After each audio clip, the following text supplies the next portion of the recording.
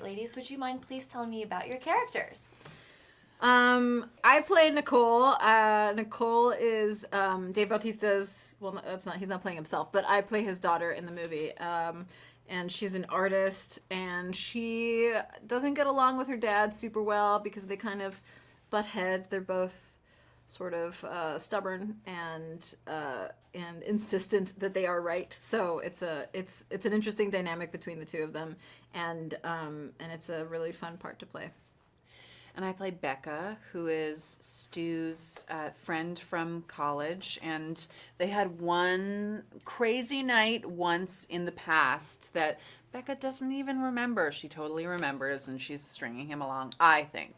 But they're best friends, and they're about to open a spin studio together that has woke themes to the spin studio in a twist.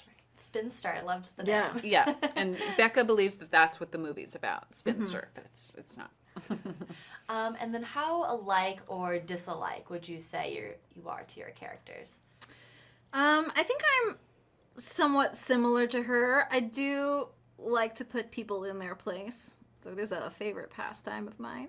I'm so scared. Well, I'll cry if you do. You're in a good place. I would put you in good. That's a good and bad thing. That's like, I can lift people up or really drag people down. It depends where your place is. Great. Yeah. So I have that in common with her. But I think she's a little tougher than I am in a lot of ways, and a little bit more hard-edged because of her upbringing with her father, who you see in this movie. I would say I'm not really like my character.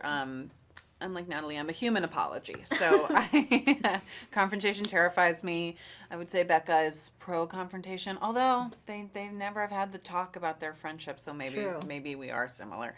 But I would say she's a little crazier than I am, and hopefully she's a little more annoying than I am. I have my own ways of being annoying. I mean, she loves wine, so I respect that. Yeah. Yeah, I can't hold my liquor, so we have that in common, I guess. There you go. And then how was the making of the film? It was really fun. It was very hot. It was mostly in Atlanta. There was a few flash storms. There's one scene in the movie where we had to shoot just from behind me because from the walk to the trailer to the set, it rained and all of the makeup on my face washed off and we didn't have time to redo it. Whoa. So they just shot it from behind me. Great. Yeah, it was really crazy. It was quite the weather What situation. scene was The end. Whoa. Yes, I know.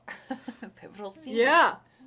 Very pivotal. Well, that's great. Yeah. And then lastly, how do you think this movie can really appeal to female moviegoers? I mean, I know I That's a personally great loved question. it. Yeah. Well, Betty Gilpin's in it.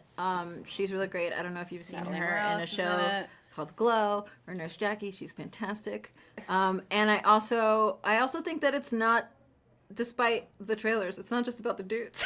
It's really about all the people in their lives. Yeah. Yeah, and it's sort of like a love letter and a parody to dude-dumb. Like, Yeah. it is, you're laughing at them and then you're laughing with them and rooting for them. And as a woman, I really appreciated that. And I think it touches on some themes of masculinity and femininity that I haven't seen in a big studio movie before that I really appreciated.